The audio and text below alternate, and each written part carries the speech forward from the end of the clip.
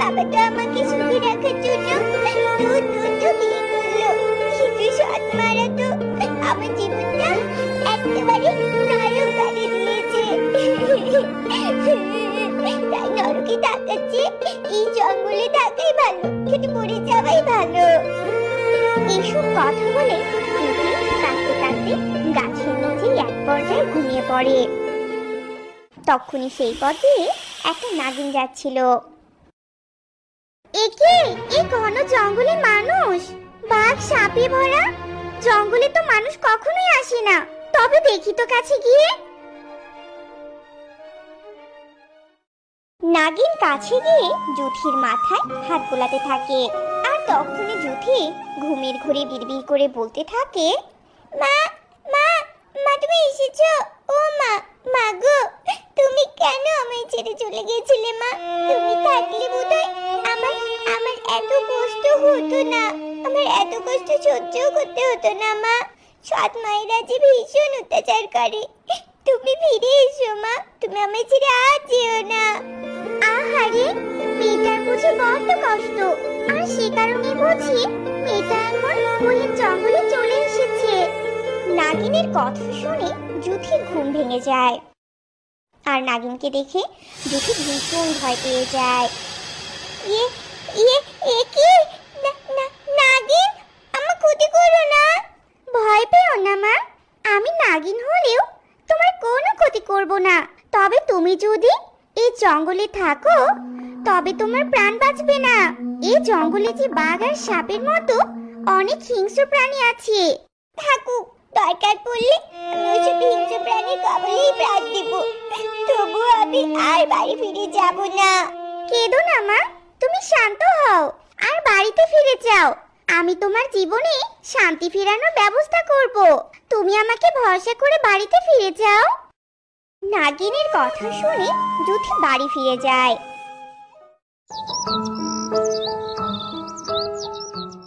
আর কদিন পরে জুথির বাবা রমেশ তৃতীয় বিয়ে করে নতুন বউ ঘরে নিয়ে আসে।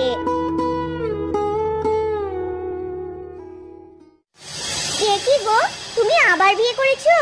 দুই সতীন তো ঘরে আছি, আবার আরেকজন এসে জুটলো। আমরাই তো তোমার মেয়ের দেখভাল করি, তবে আরেকজনের কি দরকার ছিল? তোমরা যে আমার মেয়ের কত দেখাশোনা করো সে তো আমি খুব ভালো করে জানি। আমার মা মরা মেয়েটার কি হাল করেছো সে আমি খুব ভালো করে জানি, তাই আমি রুবিনাকে বিয়ে করেছি। এখন থেকে জুথির দেখাশোনা রুবিনাই করবে। রমেশের কথা শেষ হতে না হতে জুথি সেখানে আসে। একি বাবা, তুমি আবার বিয়ে করেছো? একি তুমি? হ্যাঁ, আমি তোমার তৃতীয় মা, আর আজ থেকে আমি তোমার দেখভাল করব। চলো তোমার, আমাকে ঘরে নিয়ে চলো। এরপর জুথি রুবিনাকে ঘরে নিয়ে যায়। রুবিনাকে দেখে জুথি খুব খুশি ছিল, আর রুবিনাও জুথিকে প্রায় আপন করে নেয়। এবার কি হবে রে ছোট? নতুন বউ যদি সত্যি সত্যি ওই জুথির দেখাশোনা করা শুরু করে তবে তো আমাদের বিপদ। জুথির বাবাও তবে আমাদের দিকে ফিরেও তাকাবে না। তাই যে করেই হোক নতুন বউকেও আমাদের দলে আনতে হবে, তারপর তিন সৎ মা মিলে জুথির ওপর খবরদারি করব। সে ঠিক বলেছো তুমি। তার আগে দেখি শয়তান জুথি কোথায়। আমার পাগুলো যে বড্ড ব্যথা করছে। জুথি, এই জুথি। হ্যাঁ মেজুমা বলো, আসলে আমি ভাত খাচ্ছিলাম তো তাই আসতে দেরি হলো। আর অজুহাত দিতে হবে না, তোর যে কান ভারী সে আমি খুব ভালো করে জানি। এখন অযথা কথা রেখে আমার পা দুটো টিপে দে তো দেখি, বড্ড ব্যথা করছে। মা, আমি তো ভাত খাচ্ছিলাম, খেয়ে এসে দে। তোর এত বড় সাহস, তুই আমার কথা শুনিস না তাই না? তবে দেখাচ্ছি মজা। এ কথা বলে রাগিনী চুল নিয়ে জুথির দিকে ঢিল ছোড়ে, আর তখনই রুবিনার চোখ থেকে আলোক রশ্মি গিয়ে টুলের ওপর পড়ে, আর টুল জুথির গায়ে না লেগে গিয়ে উল্টো অভয়ার কপালে লাগে। একে মেজো, তোর এত বড় সাহস, তুই আমাকে আঘাত করিস? তবে তোর 12টা আমি বাজাবো। এরপর ওই টুল নিয়ে অভয়া রাগিনীর দিকে ছুঁড়ে মারে। এভাবে রাগিনী আর অভয়ার মাঝে মারামারি শুরু হয়ে যায়। দেখলে তো জ্যোতি, তোমাকে কি করে তোমার সৎ মায়েদের অত্যাচার থেকে বাঁচালাম। তোমার সৎ মায়েরা আর তোমার উপর অত্যাচার করতে পারবে না। সত্যি তুমি আমার জোর বাঁচিয়েছো। বড় মার মেজো মা যা মারামারি করছে না, আমি তো অবাক হয়ে দেখছিলাম। খুব মজা লাগছিল ওদের মারামারি দেখতে।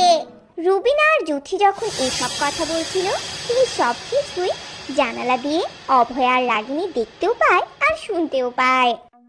একি রে, এই ছোট বউ তো একটা নাগিন। এই নাগিন তবে এতদিন থেকে এ বাড়িতে আছে, আর নাগিনী আমাদের কবল থেকে জ্যোতিকে বাঁচাচ্ছে। তবে যে করেই হোক, একে আর এ বাড়িতে থাকতে দেয়া যাবে না। এই নাগিনকে এই বাড়ি থেকে তাড়াতেই হবে রে মেজো, নয়তো আমাদের উদ্দেশ্য কখনো পূরণ হবে না। এসব বলে অভয় আর রাগিনী সেখান থেকে চলে যায়। এভাবেই বেশ কিছুদিন কেটে যায়। একদিন রুবিনা জ্যোতি রমেশকে খেতে দিয়েছিল। তখনই সেখানে অভয় আর রাগিনী এক সাপুরিয়াকে নিয়ে আসে। এ কি, তোমরা হঠাৎ সাপুরে নিয়ে বাড়িতে এসেছো কেন? এ বাড়িতে তো কোনো সাপ নেই, তবে সাপুরে দিয়ে কি হবে?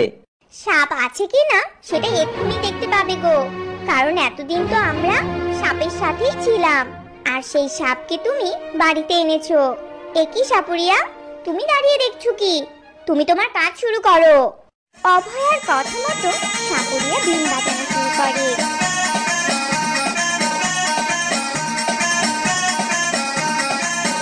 শব্দে রুবিনার নাগিন রূপ সকলের সামনে চলে আসে।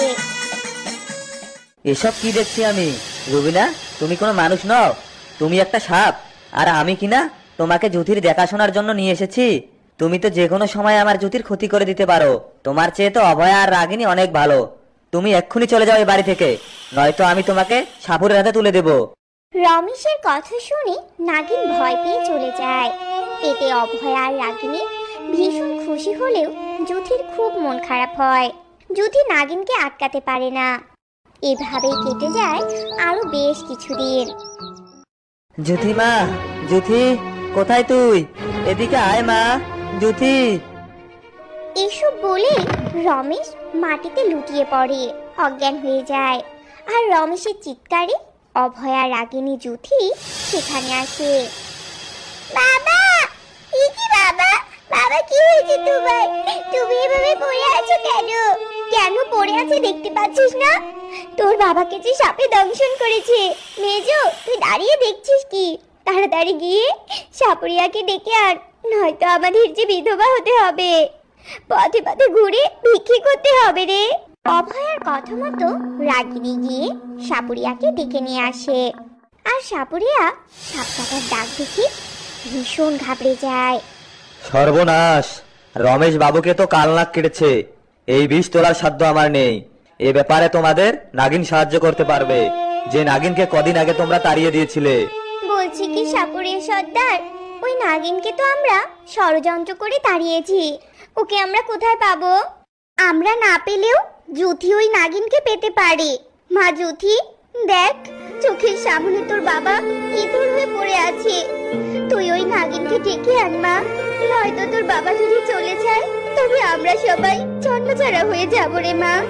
দেরি করিস না মা জ্যোতি, আমি তোর কাছে হাত জোর করছি, সাথে তোকে কথা দিচ্ছি তোর উপর অত্যাচার করব না। তবুও তুই তোর বাবাকে বাঁচা মা। জানছি তবে আমি যে বাবাকে হারাতে চাই না, আমি বাবাকে সুস্থ করবই করব। এরপর জ্যোতি জঙ্গলে যায়। তখনই জ্যোতির সাথে নাগিনীর দেখা হয়ে যায়। জ্যোতি রমেশের ব্যাপারে সব কথা নাগিনকে খুলে বলে। কি বলছো তুমি এসব জ্যোতি?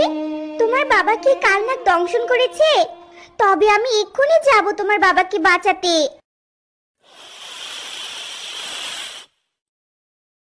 তুমি এসেছো বোন, দয়া করে তুমি আমাদের স্বামীকে বাঁচাও।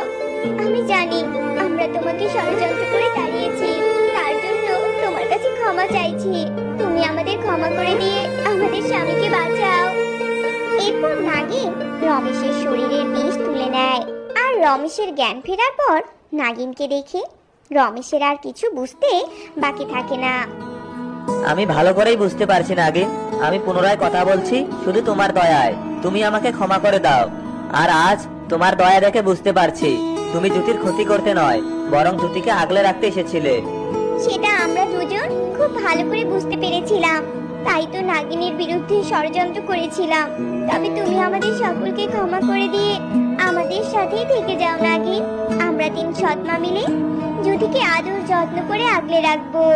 তা হয় না গো, আমি যে একটা নাগিন, তবে তোমরা যে নিজের ভুল বুঝতে পেরেছো আর জ্যোতিকে আপন করে নিয়েছো, আমি তাতেই খুশি। তবে আমার একটা অনুরোধ আছে, তোমরা জ্যোতিকে আর কখনো কষ্ট দিও না, তাতে যে আমি খুশি। জ্যোতির জন্যই যে আমি এত কিছু করেছি। তবে এবার আমি চলি গো, আমার জ্যোতিকে দেখে রেখো তোমরা।